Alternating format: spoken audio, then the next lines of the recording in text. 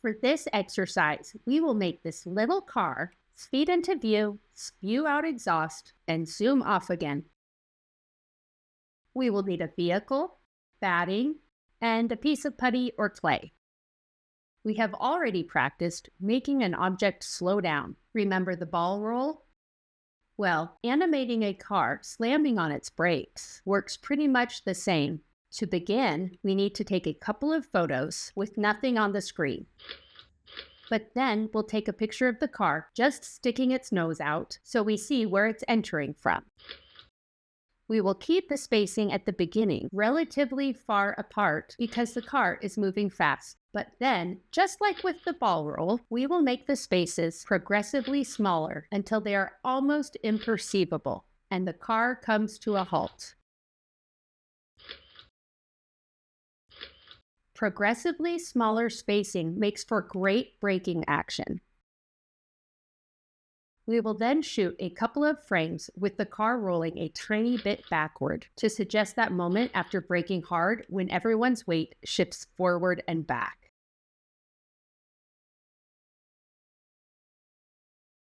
Now is a good time to take a moment to add in a small piece of clay. We are adding the clay behind the wheel where we won't see it. Its purpose is to help keep our car in one spot, as arranging the next few frames, we could easily bump the car out of place. We are using it kind of like glue.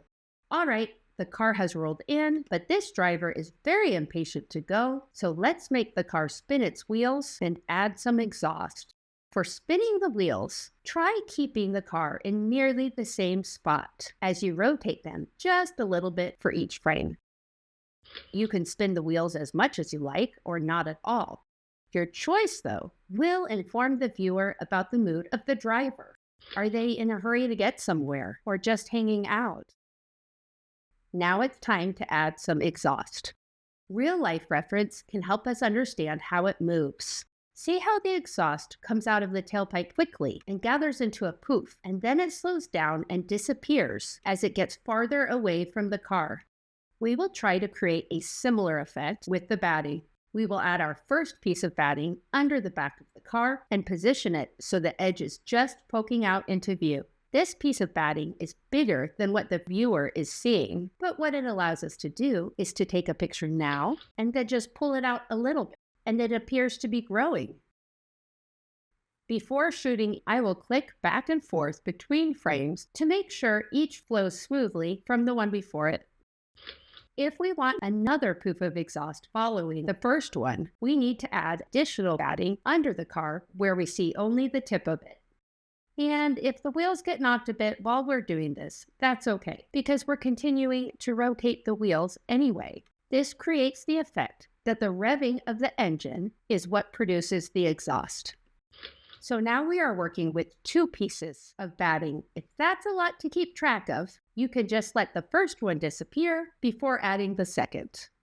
A little game I play with myself is to imagine each piece of batting as its own little character. The batting farther from the tailpipe is losing strength. It's going to slow down and begin to shrink in size, whereas the piece of batting closer to the car is still being powered by tailpipe air. It's coming out fast and growing in size.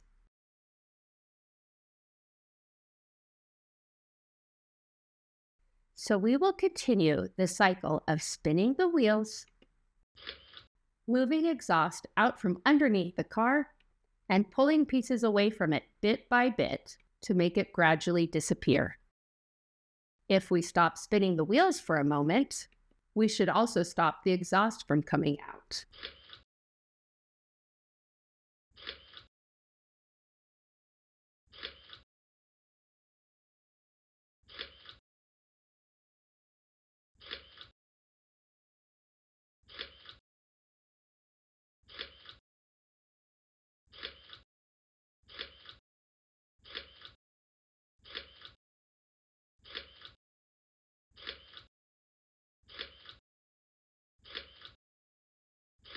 When we're ready to make the car zoom off screen, instead of simply accelerating the car from a frozen position, we'll employ another principle of animation called anticipation. Anticipation is an animation term that basically means including a preparation movement before an action. It hints at what's going to happen next. For example, pulling back the arrow before we let it fly, or the wind up before the pitch. The anticipation is usually going in the opposite direction of where the main action will be. In the case of our car here, we will animate it backing up slightly for a few frames before it takes off going forward. And then, as the car accelerates forward, first with small movements and then with increasingly larger movements, it begins to spew out exhaust again. We do the same thing as before, adding, batting, and then removing it. This time, however, the car will leave the exhaust behind. The exhaust hangs in the air even after the car is gone.